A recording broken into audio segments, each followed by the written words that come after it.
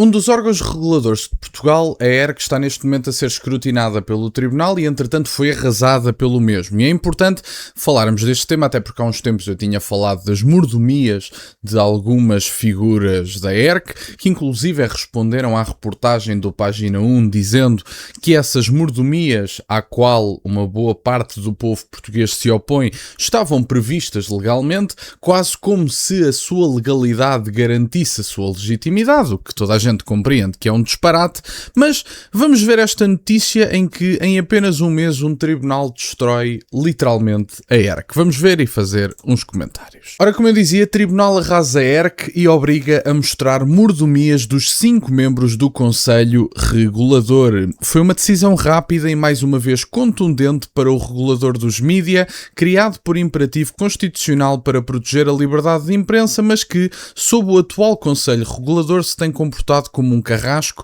dos mais elementares princípios da transparência administrativa, do direito de acesso à informação e da própria liberdade que deveria salvaguardar. Até porque nós sabemos que a ERC tem andado muito preocupada,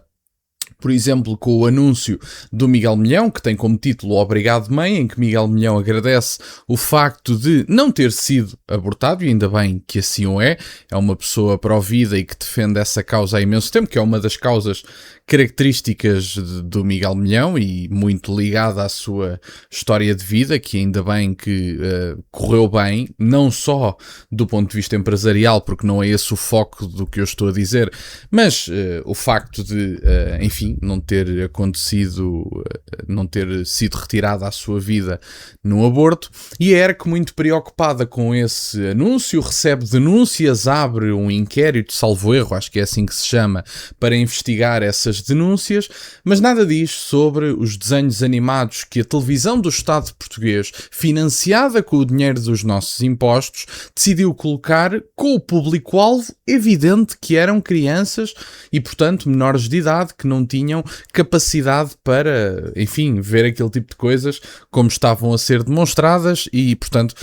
diziam que o anúncio de Miguel Milhão e o seu pagamento era basicamente algo de pendor político e, portanto, muito preocupados com isso, mas não havia qualquer pendor político na lavagem cerebral que querem incutir às nossas crianças, que é uma coisa indescritível. Bastou um mês exato, após o Página 1 ter recorrido ao Tribunal Administrativo de Lisboa, uma sentença de 29 páginas destruiu ponto por ponto os argumentos usados pela ERC para esconder os registros de viaturas da sua utilização e dos motoristas colocados à disposição dos 5 membros do Conselho Regulador. Salvo erro, um dos membros do Conselho Regulador tinha basicamente o trabalho na ERC, o que quer que seja, porque aparentemente garante-lhe muito tempo livre, mas isso cada um sabe de si e nós é que deveríamos estar preocupados em escrutinar este órgão, mas era basicamente um senhor que, além do trabalho na ERC, tinha também aulas, portanto era professor, dava aulas em mais do que uma universidade. E nas deslocações entre elas, não sei se entre a ERC e a universidade, se entre a universidade e a ERC, não me recordo, mas tinha basicamente essas deslocações e utilizava os motoristas atribuídos pelo Estado. Ora, de que forma é que a sua atividade académica tem que ver com a sua atividade na ERC? Porque, não sei se sabem, mas supostamente, pelo menos é o que a pessoa comum pensaria,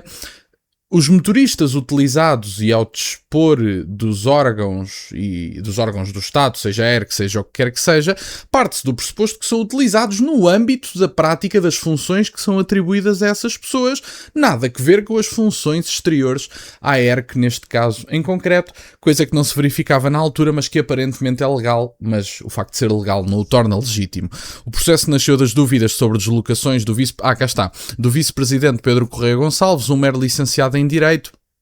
com ligações ao PSD, mas que consegue acumular as suas funções a tempo inteiro com a docência em 3 instituições de ensino superior de Lisboa. Ou seja, além de estar a tempo inteiro na ERC, o que quer que isso signifique, porque claramente não tem muito trabalho na medida em que consegue acumular aulas em mais 3 instituições de ensino superior em Lisboa, e depois falava-se da utilização do chofer à sua vontade. Apresentada a 15 de junho, a intimação do Página 1 foi decidida na passada quarta-feira terça-feira pelo juiz Bruno Gomes, do Tribunal Administrativo de Círculo de Lisboa, que intimou agora a ERC a facultar no prazo de 10 dias úteis, após o trânsito em julgado, os documentos existentes sobre a utilização das viaturas pelos 5 membros do Conselho Regulador. As custas ficam a cargo da ERC, não preciso de vos dizer quem é que paga, não é? O processo nasceu de uma investigação inicial sobre Pedro Correia Gonçalves, que acumula o cargo de vice-presidente da ERC, remunerado com cerca de 6.600 euros mensais, com aulas no ISCAL, no Instituto Superior de Ciências Policiais e Segurança Interna e na Universidade Lusófona. Portanto, aparentemente tem um cargo muito trabalhoso na ERC, se é que me faço entender. O Página 1 apurou que este jurista recorre à viatura e aos motoristas da ERC em deslocações associadas à docência, algumas em horário pós-laboral, mas recusou esclarecer a frequência das viagens, quantas vezes por semana se desloca afinal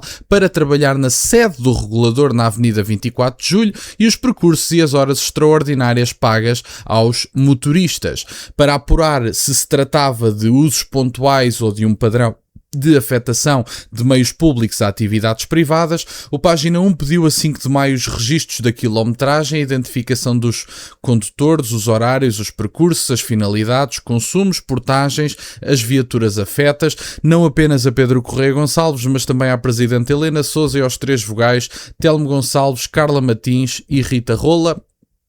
entre janeiro de 2024 e março de 2026. Mas após o pedido do Página 1, em vez de mostrar os documentos ou declarar que não existiam, a ERC invocou a sua autonomia ao património próprio e o regulamento interno de veículos, acrescentando não ter aderido ao sistema de gestão de parque de veículos do Estado. Perante a insistência do Página 1, refugiou-se então na norma da lei de acesso aos documentos administrativos, alegando não estar obrigada a criar ou a adaptar documentos. E, portanto, são estas as figuras em causa, e eu acho que era importante sabermos disto porque estas pessoas, parece-me, essencialmente, não estas pessoas em concreto, mas o que estas pessoas simbolizam na prática, estejamos ou não a falar de uma circunstância legal, porque essencialmente não creio que, pelo menos no meu caso, não estou a falar de circunstâncias legais, estou a falar de circunstâncias imorais. O que é que eu tenho a ver com o facto deste senhor em concreto, mencionado Pedro Correia Gonçalves, salvo erro, o que é que eu tenho a ver com o facto de ele, além do seu suposto trabalho na ERC a tempo inteiro,